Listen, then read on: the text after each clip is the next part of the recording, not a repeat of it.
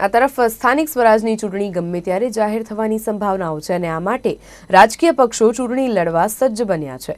આ સ્થિતિમાં ઉત્તર ગુજરાતની સૌથી મોટી અને ગુજરાતની સૌથી આર્થિક સદ્ધર મહેસાણા નગરપાલિકાની ચૂંટણીની જાહેરાત ગમે ત્યારે થઈ શકે છે। 14 ડિસેમ્બરના ગત ટર્મના 5 વર્ષ પૂર્ણ થતાં જ મહેસાણા નગરપાલિકામાં વહીવટદારોએ સત્તા સંભાળી લીધી।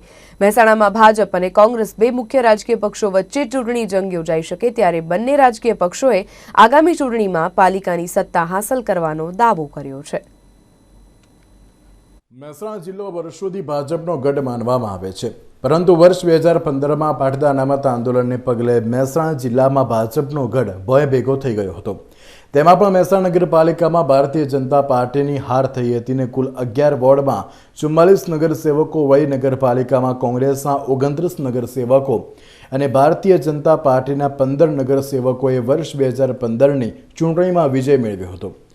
નગરપાલિકામાં સંપૂર્ણ બહુમતી સાથે સત્તા મેળવનાર કોંગ્રેસના નગરસેવકોએ પાર્ટી કરતાં વધુ પોતાનું શાસન સ્થાપિત કરવાની લાયમાં કોંગ્રેસના નગરસેવકો વચ્ચે વયમનસ્ય ઊભું થયું હતું। મહેસાણા શહેર ભાજપે આગામી ચૂંટણીમાં પાલિકાની તમામ 44 બેઠકો જીતવાનો દાવો કર્યો હતો। ગઈ વખતની જે ચૂંટણી નગરપાલિકા મહેસાણામાં ભારતીય જનતા પાર્ટીની જે હાર થઈ હતી એ પાટીદાર આંદોલનના લીધે પાટીદારો સમાજ જે નારાજ હતો એના લીધે એ લોકોએ ભાજપ તરફી વોટ નહોતા કર્યા અને એના કારણે ભાજપની હાર થઈ હતી। આ વખતે સમગ્ર મહેસાણાની જનતા ભારતીય જનતા પાર્ટી સાથે છે અને ભારતીય જનતા પાર્ટી વિકાસને વરેલી પાર્ટી છે, એટલે આ વખતે અમારો ટાર્ગેટ 44 સીટો મહેસાણા નગરપાલિકામાં આવે એવી અમારી રણનીતિ છે। અમે ભારતીય જનતા પાર્ટી અને ખાસ કરીને આપણા ધારાસભ્ય અને માનનીય નાયબ મુખ્યમંત્રી શ્રી નીતિનભાઈ પટેલે મહેસાણા શહેરના વિકાસ માટે અઢળક ગ્રાન્ટો જે આપી છે એના કારણે આખું મહેસાણા શહેરની જનતા એ ખુશ છે અને ભારતીય જનતા પાર્ટી સાથે એ રહેશે એવી મને ચોક્કસ ખાતરી છે। કોંગ્રેસનો અંદરો અંદર કકળાટ છે તો વળી ભારતીય જનતા પાર્ટીએ પણ 5 વર્ષ દરમિયાન વિરોધ પક્ષ તરીકે ખુલીને વિરોધ કર્યો નથી। આ કારણે સૌથી વધુ હાલાકીનો સામનો મહેસાણા શહેરના શહેરીજનોને કરવો પડ્યો છે। સિટી બસ સેવા ચાલુ કરાવવા 5 વર્ષ અગાઉ આંદોલન કરનાર કોંગ્રેસ પાલિકામાં સત્તામાં આવ્યા બાદ સિટી બસ ચાલુ કરી શકી નથી।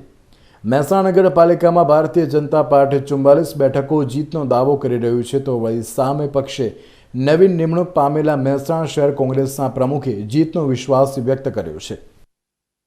આવનારા સમયમાં ટૂંક સમયમાં નગરપાલિકાની ચૂંટણી યોજાઈ રહી છે, એ માટે અમે દરેક વોર્ડ વાઇઝ 50-50 સભ્યોની કમિટી બનાવેલી।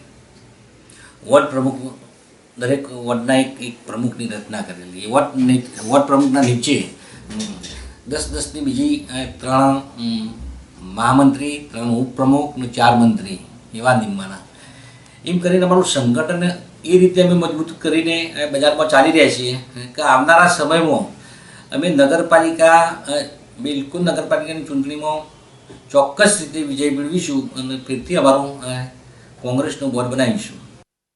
મહેસાણા શહેર ભાજપ પ્રમુખે તમામ 44 બેઠકો જીતવાનો દાવો કરી રહ્યું છે તો કોંગ્રેસના શહેર પ્રમુખ પણ 28 થી 30 બેઠકો જીતવાનો વિશ્વાસ વ્યક્ત કરી રહ્યા છે। ભારતીય જનતા પાર્ટીના મતે ગત ચૂંટણીમાં પાટીદાર અનામત આંદોલનને કારણે હારનો સામનો કરવાનો વારો આવ્યો હતો, તો કોંગ્રેસ માની રહી છે કે અમોએ પાયામાંથી સંગઠન મજબૂત કર્યું છે એટલે અમારી જીત ચોક્કસ થશે।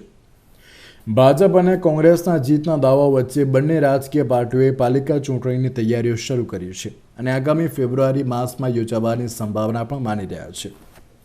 મયુર રાવલ, નિર્માણ ન્યૂઝ, મહેસાણા।